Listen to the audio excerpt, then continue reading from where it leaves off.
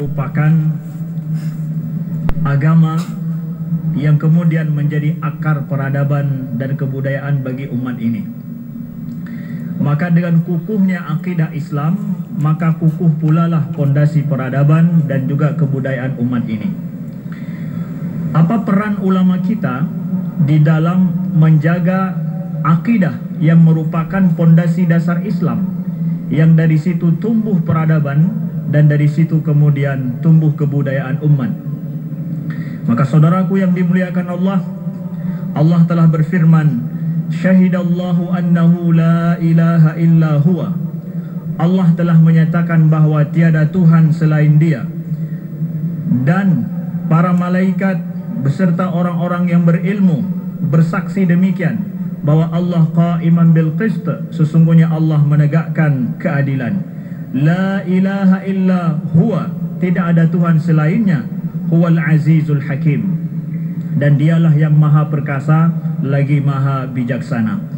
Sesungguhnya orang yang berilmu, para ulama bersama dengan malaikat, mereka bersaksi bahwa sesungguhnya tiada Tuhan selain Allah yang menegakkan keadilan di atas muka bumi ini. Maka siapa mereka?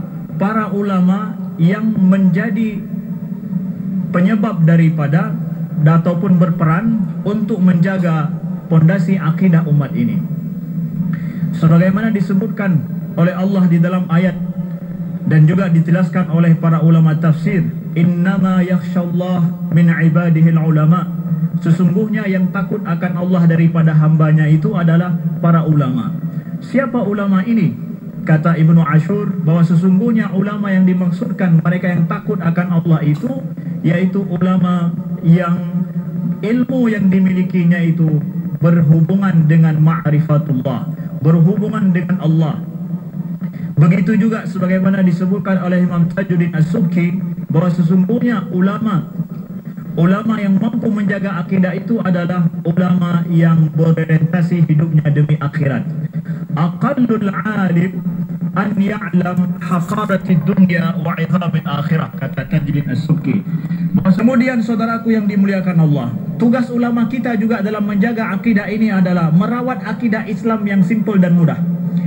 Akidah Islam itu sangat simpel, sangat mudah sekali. Kalau seandainya akidah tidak mudah dan simpel, sulit orang masuk ke dalam Islam, sulit orang akan memeluk Islam. Maka dari sini, simpelnya akidah Islam itu menjadikan betapa mudah orang masuk ke dalam Islam. Imam Al-Ghazali beliau menyebutkan bahwa paling minimal akidah Islam itu bagi seorang awam itu adalah dia memahami, mengenal terjemah la ilaha illallah Muhammad Rasulullah. Kalau sudah ada keyakinan kebenaran dalam hatinya, sudah cukup bagi dia akan akidah itu, tanpa perlu apa kepada bukti yang sulit, kecuali kalau ada syubhat dalam dirinya. Maka saudaraku, sangat disayangkan kalau seandainya narasi pembelajaran akidah saat ini lebih didengar oleh orang awam itu perdebatan, perselisihan, sesuatu yang rumit. Itu adalah sangat disayangkan. Akidah Islam itu sangat mudah sekali, dan para ulama kita merawat akidah Islam yang mudah ini supaya mudah untuk diamalkan dan diyakini oleh orang awam. Selanjutnya, ulama kita menjaga akidah Islam ini dengan pemahaman Islam Ahlus Sunnah yang wasatiyah. Apa makna Ahlus Sunnah yang wasatiyah? Ahlus Sunnah ini adalah membawa akidah pemahaman yang wasati, dan ini telah terbukti dalam sejarah pada saat di mana pemahaman menyimpang kaum Khawarij, kaum Mu'tazilah dan kaum yang lainnya itu berhasil dijawab oleh Abu Hasan Al-Asy'ari, dan akhirnya Mu'tazilah, Khawarij itu pemikiran mereka punah dalam sejarah, tidak lagi diamalkan. Kenapa? Karena Ahlus Sunnah wal Jamaah berhasil menjawab dengan pemahaman yang wasati.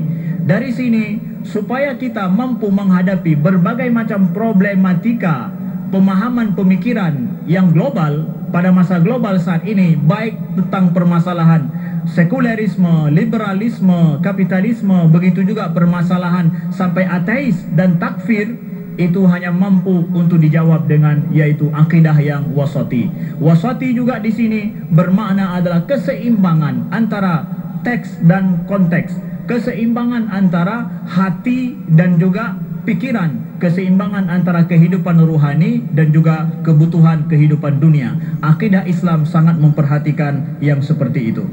Selanjutnya saudaraku yang dimuliakan Allah, ada sebuah kajian yang didapatkan bahwa di negeri Arab pada saat setelah terjadinya Arab Spring, revolusi Arab Spring, jumlah daripada kaum ateis di negeri Arab di kalangan anak muda bertambah melonjak. Pertanyaannya, adakah hubungan antara kondisi instabilitas politik, ketidakstabilitas politik itu dengan ateisme, munculnya kaum ateis di sebuah bangsa? Didapatkan dalam kajian bahwa sesungguhnya betul ada kaitannya. Kondisi politik yang tidak stabil dalam sebuah negara itu akan menjadikan banyak kaum ateis atau orang yang tidak peduli lagi dengan agamanya. Maka ulama kita sangat berperan dalam hal ini menjaga stabilitas politik negara. Demi apa? Menjaga akidah anak-anak muda kita. Karena ahli sosial dan pakar ilmu jiwa menyatakan bahwa anak-anak muda, generasi yang mereka masih remaja, ketika mereka mendapatkan negara tidak mampu menjawab kebutuhan mereka atau tidak ada kepastian di masa depan, maka mereka akan memberontak terhadap segala keyakinan yang selama ini mereka anut. Maka ketika negara ada harapan bagi mereka, maka di sana akidah mereka akan terjaga. Mereka tidak akan ragu, keyakinan akan terus terjaga dalam diri mereka. Maka tugas besar ulama, saudaraku yang dimuliakan Allah, di negeri kita juga, dan itu harus kita hormati dan kita jaga. Bagaimana menjaga stabilitas politik negara kita yang baik demi menjaga akidah umat ini. Ini kami sampaikan, saudaraku yang dimuliakan Allah, bahwa sesungguhnya peran ulama dalam kehidupan bernegara itu sangat berperan nantinya dalam menjaga kukuhnya akidah generasi muda. Kalau seandainya kita ingin menjaga akidah umat ini untuk 50 tahun yang akan datang, maka jagalah akidah anak muda hari ini. Dan anak muda mereka akan sangat senang kalau seandainya ulama memperhatikan kebutuhan mereka, menyuarakan isi hati mereka, memperhatikan masalah yang mereka hadapi. Kalau seandainya para ulama, kemudian juga ormas-ormas keagamaan peduli akan masalah anak muda, maka kita akan menjaga akidah anak muda kita ke depan. Insya Allah akan kukuh akidah anak muda kita. Kenapa? Mereka mendapatkan para alim ulama, ormas-ormas menyuarakan dan juga memberi solusi terhadap masalah yang mereka hadapi. Maka akan sangat kita butuhkan para alim ulama dan kita dukung mereka untuk menjaga aspirasi dan juga masalah anak muda ke depan. Maka amanah kami yang terakhir, saudaraku yang dimuliakan Allah, janganlah kita menganggap ulama itu yang populer saja. Janganlah kita anggap ulama itu yang banyak follower saja. Sesungguhnya di sana banyak ulama-ulama Rabbani yang menjaga akidah rakyat kita dan menjaga akidah anak-anak muda kita. Mereka tidak tampil di depan. Lalu jangan kita jadikan ulama kita seperti artis. Kalau seandainya mereka sedang naik daun, kita ikuti, kemudian setelah itu kita tinggalkan. Ulama kita itu menjadi ulama bukan karena popularitas, tapi karena ilmunya yang mereka wariskan daripada para anbiya dulu. Maka mari jaga peran ulama kita di negara kita demi menjaga akidah umat yang baik dan menjaga akidah Islam menjadi pondasi peradaban dan juga menjadi penjaga stabilitas daripada kerukunan hidup kita di negeri yang bersatu ini.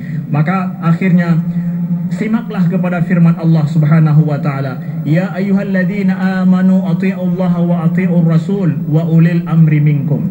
Wahai orang-orang yang beriman, taatlah kalian kepada Allah dan kepada Rasul, dan taatlah kepada Rasul dan juga ulil amri di antara kalian. Apa itu ulil amri? Ulil amri itu adalah kata Mujahid dan mayoritas para ulama tafsir.